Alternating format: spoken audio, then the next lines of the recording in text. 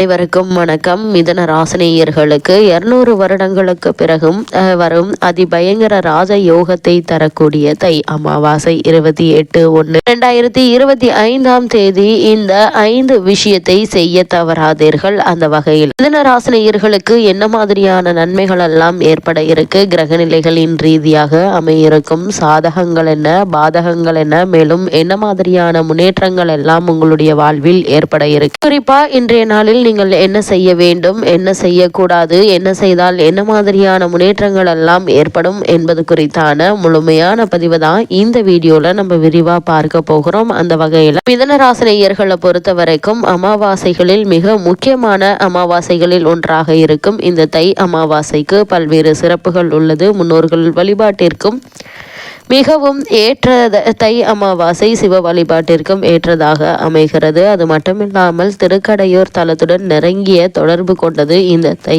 அமாவாசை. காலகட்டத்தை பொறுத்த வரைக்கும் சிவபெருமான் காலனை சம்ஹாரம் செய்து மார்க்கண்டேயருக்கு சிரஞ்சீவி வரம் அளித்தது அன்னை அபிராமி. அபிராமி பட்டருக்காக தை அமாவாசை என்று முழு நிலவை காட்டியது அனைத்தும் திருக்கடையூரில் தான். இங்கு தை அமாவாசை என்று விழா எடுத்து மிக சிறப்பாக அபிராமி அமாவாசை என்று நிலவு காட்டி உற்சவம் நடைபெறக்கூடிய ஒரு தருணமாகவும் இத்தருணம் அமைஞ்சிருக்குதுங்க. அமாவாசை அப்படின்னா என்ன என்று பார்க்கும்போது அமாவாசை என்பது முன்னோர்களை வழிபடுவதற்குரிய நாளாகும். சமஸ்கிருதத்தில் அமா என்றால் ஒன்று சேர்வது, வாசிய என்றால் வசிப்பது என்ற பொருள். அதாவது அமாவாசை என்பது முன்னோர்கள் ஒன்று சேர்ந்து பூமிக்கு வரும் நாள் என்பதை குறிப்பிடுவதே இந்த நாளை அமாவாசை என்ன குறிப்பிடுகிறோம். அது மட்டுமில்லாமல் மாதத்தில் மத்தியில் வரக்கூடிய திதியாக அமாவாசை உள்ளது. தமிழ் மாதங்களில் 10வது மாதமாக வரும் தை மாதத்தில் வரும் அமாவாசை மிக மிக முக்கியமானதாக கருதப்படுது. முன்னோர்களுடைய ஆசையை பெறுவதற்கு மிகவும் ஏற்ற அமாவாசை நாளாக இந்த தை அமாவாசை கருதப்படுது. பித்ருதோஷம் நீங்கி ஆரோக்கியம், செல்வம், வெற்றி, மகிழ்ச்சி, அமைதி ஆகியவை கிடைப்பதற்கு வழிபட வேண்டிய நாளாகவும் இந்த தை அமாவாசை அமைகிறது. அது மட்டும் இல்லாமல் இந்த அமாவாசை விரதம் அப்படின்னா என்ன என்று பார்க்கும்போது மாதந்தோறும் அமாவாசை திதி வந்தாலும் தை, ஆடி மற்றும் புரட்டாசி மாதங்களில் வரும் 3 அமாவாசைகள் மிக மிக முக்கியமானதாக கருதப்படுது. மற்ற அமாவாசைகளில் விரதம் இருந்து முன்னோர்களுக்கு தர்ப்பணம் கொடுக்க தவறியிருந்தாலும் இந்த 3 அமாவாசைகளில் கண்டிப்பாக முன்னோர் வழிபாட்டினை முறையாக மேற்கொள்ள வேண்டும் என சொல்லப்படுகிறது. இவற்றில் தை அமாவாசை என்பது தை மாதம் துவங்கி ஆனி மாதம் வரையிலான உத்திராணியம் காலத்தில் வரும் முதல் அமாவாசையாகும். பித்ருதோஷம், பித்ருசாபம் நீங்க வேண்டும் என்பவர்கள் தை அமாவாசையில் முன்னோர் வழிபாட்டினை தவறாமல் மேற்கொள்ள வேண்டும். இந்த முன்னோர்களுக்கு தர்ப்பணம் கொடுக்க காரணம் என்ன என்று பார்க்கும்போது ஒருவர் இறந்த பிறகு அவரது ஆன்மாவானது உடலில் இருந்து பிரிந்து பரலோக பயணத்தை துவங்குகிறது. அப்படி செல்லும் ஆன்மா முதலில் முன்னோர்களின் உலகமான பித்ருலோகத்தை அடையும். அவர்கள் கர்மாவிற்கு ஏற்ப அடுத்த பிறவியை எடுக்கும் வரை பித்ருலோகத்திலேயே தங்கி இருக்கும். இதற்கிடையில் பித்ருலோகத்தில் இருக்கும் போது ஆன்மாக்களுக்கு பசி, தாகம் ஏற்படும். ஆனால் உடல் இல்லாத நிலையில் இருப்பதால அவர்களால் எதையும் சாப்பிட முடியாது. இதனால் தங்களுக்கு தேவையான உணவுகளை பெறுவதற்காக அவர்கள் முந்தைய வாழ்விடமான பூமிக்கு வருகிறார்கள். இங்கு அவர்களின் சந்ததிகள் முறையாக மந்திரங்கள் உச்சரித்து சடங்குகளை செய்வது, எள்ளும் தண்ணீரும் இறைப்பதன் மூலம் முன்னோர்களுக்கு தேவையான உணவும் தண்ணீரும் கிடைத்து அவர்களின் பசி நீங்கி திருப்தி அடைகிறார்கள். இதனால் மனம் மகிழ்ந்து தங்களின் சந்ததிகளை அந்த ஆத்மாக்கள் வாழ்த்தி செல்கின்றன. அப்படிப்பட்ட இந்த தை அமாவாசையில் நீங்கள் என்ன செய்ய வேண்டும் என்று பார்க்கும்போது தை அமாவாசையில் மொத்தம் 3 விதங்களில் முன்னோர் வழிபாடு மேற்கொள்ளப்படுகிறது. ஒன்று தர்ப்பணம், திலஹோமம், பிண்ட தர்ப்பணம் ஆகியவை செய்யப்படுகின்றன. இவைகள் இறந்த போது செய்யப்படும்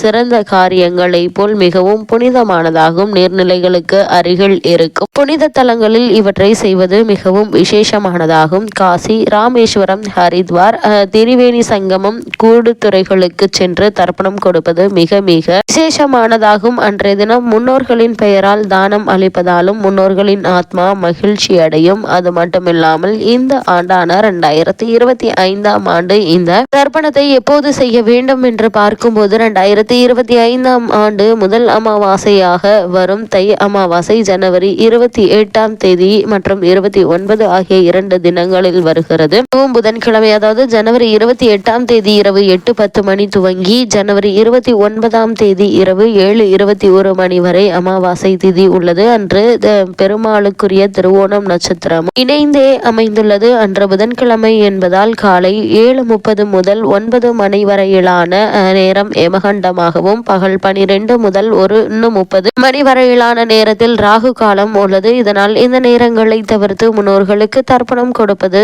சிறப்பு. பொதுவாக தர்ப்பணம் கொடுப்பவர்கள் உச்சி காலத்திற்கு முன்பாக தர்ப்பணம் கொடுத்து விட வேண்டும் என்பது நியதி. அந்த வகையில் மிதுன ராசிக்காரர்களுக்கு இந்த தை அமாவாசையான இன்றைய தினத்தில் என்ன மாதிரியான நன்மைகள் எல்லாம் உங்களுடைய வாழ்வில் ஏற்பட இருக்கு, குறிப்பா இத்தருணங்கள்ல கிரகங்களுடைய சஞ்சார நிலைகள் என்ன என்று பார்க்கும்போது ரிஷபத்தில் குரு, மிதுனத்தில் செவ்வாய் வக்ரகதியிலும், கன்னியில் கேதுவும், தனுசு ராசியில் புதனும், மகரத்தில் சூரியனும், கும்பத்தில் சுக்கிரனும், சனி பகவானும், மீனத்தில் ராகுவும் சஞ்சரிக்கிறாங்க. இந்த கிரகங்களுடைய சஞ்சார நிலைகளின் காரணமாக மிதுன ராசி நேயர்களுடைய வாழ்வில் மேலும் என்ன மாதிரியான நன்மைகள் எல்லாம் இன்றைய நாளில் ஏற்பட இருக்கு என்று பார்க்கும்போது உங்களுடைய ராசிக்கு 2ல் இருந்த செவ்வாய் வக்ரம் பெற்று ராசியில் இருக்கிறார். விரயஸ்தானத்தில் குரு வக்ரமாகி இருக்கிறாருங்க. 8ஆம் இடத்தில் மறையும் புதன் உங்களுக்கு எதிர்பாராத நன்மைகளை அளிப்பாருங்க. இதனால் வருமானம் சிக்கல் இல்லாமல் இருக்குங்க. எதையும் நுட்பமாக திட்டமிடுவீங்க. இதனால் உங்களுடைய முயற்சிகள் பழிக்கும் விதமா அமைஞ்சிருக்குது. அதே போல் உயர்ந்த பொருட்களை வாங்குவதில் கவனம் செலுத்துவீங்க. உத்தியோக உயர்வுக்கு உயர் அதிகாரிகள் உதவுவாங்க. அதே போல் கிளை தொழில் தொடங்குவீங்க.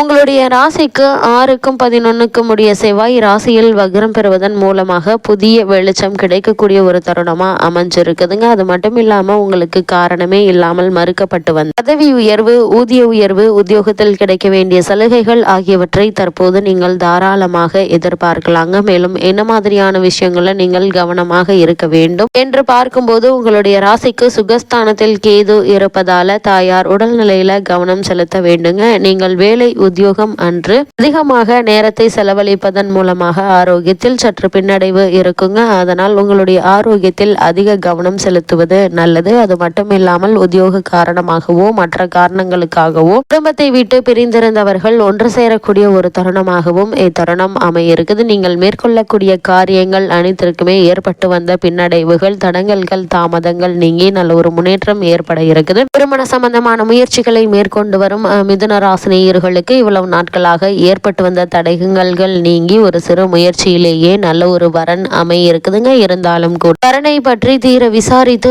ஆராய்ந்து அதற்கு பிறகு வரனை நிச்சயிப்பது நல்லது. காரணம் உங்களுடைய ராசிக்கு விரயஸ்தானத்தில் குரு பகவான் இருப்பதும் ஜென்மத்தில் செவ்வாய் வக்ரம் பெற்று இருப்பதே இதற்கு காரணமாக அமைகிறதுங்க. அது மட்டும் இல்லாம மிதுன ராசினியர்களை பொறுத்த வரைக்கும் இந்த தை அமாவாசையான இன்றைய தினத்துல கிரகநிலைகளின் ரீதியாக கூறப்படும் பரிகாரம் என்ன என்று பார்க்கும்போது இக்காலகட்டத்தை பொறுத்த வரைக்கும் சுகஸ்தானத்தில் கேது இருப்பதால் தாயாருடைய உடல்நிலையில கவனமாக இருங்க.